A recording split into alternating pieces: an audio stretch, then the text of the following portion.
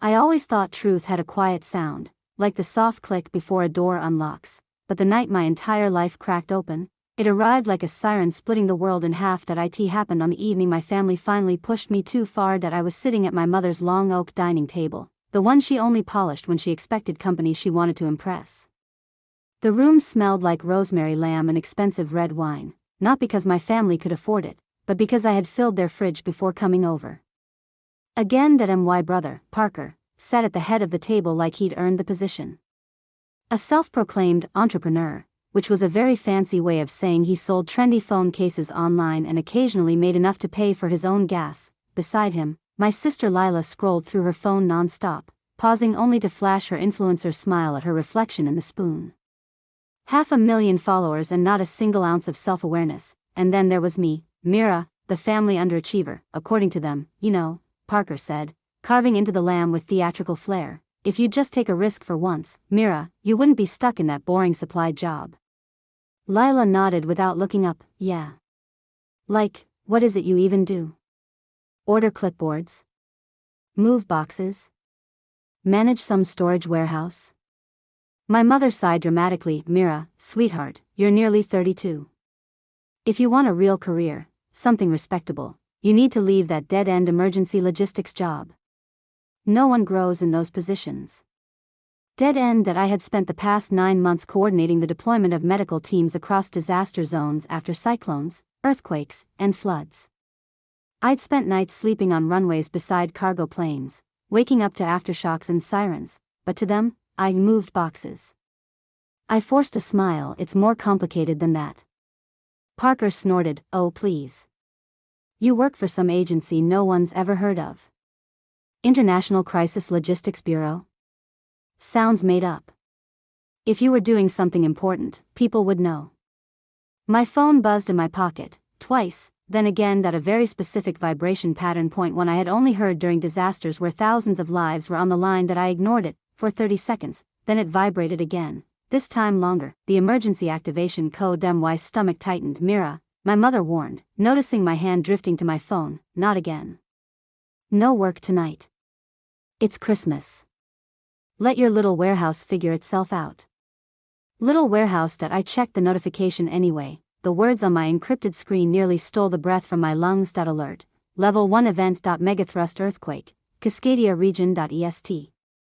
Impact, multiple cities. Mass casualties likely. Global response team activation required. Report immediately. My heart stopped. A megathrust quake. One of the deadliest events Earth can produce. I stood so quickly my chair scraped backward. I have to go. Parker rolled his eyes. Let me guess. Someone needs a crate moved. Lila snickered. Maybe a clipboard emergency? I didn't have the luxury to defend myself, not with what I just read. Another vibration. A single tone. The one tone I prayed I'd never hear in my lifetime. Level 1 meant millions were in danger. Mira, my mother snapped, you are not walking out again. Every holiday, you abandon family for that silly job. A sharp pounding rattled the front door. 3 knocks, then silence. I froze. I knew that pattern. So did every person in my line of work. My mother frowned. Who knocks like that? Before I could answer, the door burst open, not violently, just urgently, and 5 people stepped inside, all wearing navy jackets stamped with a white crest. Global Disaster Response Command. My family went silent. The team leader, a tall woman with close-cropped hair and a voice sharp enough to cut steel, stepped forward. Operations Chief Rao? She asked. Operations Chief. My real title. A secret I had kept from my family for 4 years. Yes, I said. Her shoulders dropped with relief. We need you. Now. The quake hit the worst possible location. Infrastructure is gone. We're estimating 800,000 displaced within the hour. You're coordinating international air corridors and medical deployments. Parker blinked. Coordinating? What? The woman glanced at him. Sir, your sister directs every global rapid response deployment for zones 1 through 7. She's the reason hundreds of thousands survived last year's Manila typhoon.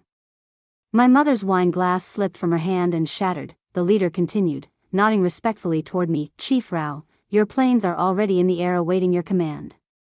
The Prime Minister of Canada and the UN Secretary-General will join the briefing en route.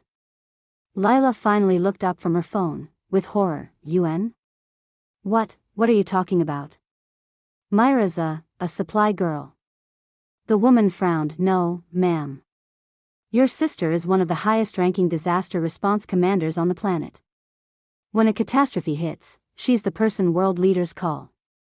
Silence swallowed the room, then came the twist I didn't expect. The team leader's radio crackled. A voice came through. Rao is the only one who predicted this fault line shift. Move now that she's in command. My family stared at me, not with anger, but with something unfamiliar. Fear, awe, regret. Mom whispered, Mira, you never said. I looked at her, my voice steady but soft. You never asked. The team ushered me toward the waiting convoy. Black vehicles, spinning lights, headsets, maps, screens, chaos. The world was breaking open, and I was expected to hold the pieces together. As I reached the door, my mother called out, her voice trembling, Will you come back? I hesitated. People out there don't have time to wonder if I'll be home for dinner, I said, and tonight, the world needs me more than you do. The door shut, the engine roared, and my childhood home disappeared behind blue and red reflections. Inside the vehicle, the screens lit up with destruction, collapsed bridges, burning coastlines, flooded cities, the weight of 1,000,000 lives pressed against my ribcage. I strapped on my headset. Patch me into every command center, I said. Let's start saving people. As the convoy sped into the night, one thought anchored itself inside me. They spent years calling me insignificant. Tonight, the world is calling me irreplaceable, and maybe, just maybe, the next time someone underestimates you, you'll remember this moment, because sometimes the people closest to you see the least, until the world forces them to open their eyes.